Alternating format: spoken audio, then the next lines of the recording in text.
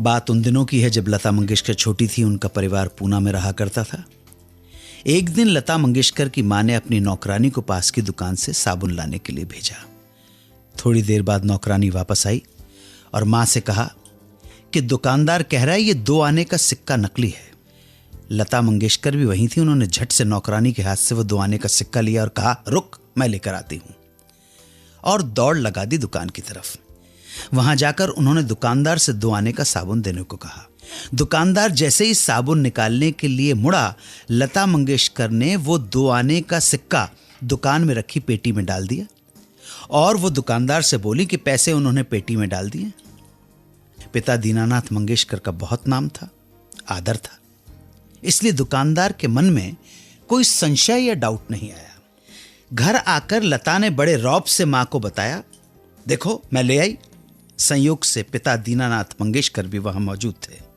उन्होंने पूछा, वो सिक्का तो खोटा था, खोटे सिक्के से साबुन कैसे ले आई? अब यह सुनकर लता मंगेशकर चुप रह गई। बेटी को चुप देखकर मां ने पूछा, बता कैसे ले आई?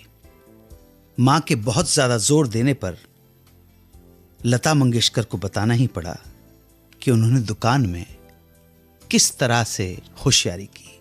पूरी बात जानने के बाद मां ने बेटी लता के हाथ में 2 आने का सिक्का रखा और कहा, जाओ उस दुकानदार को जाके दे देना और माफी मांगना।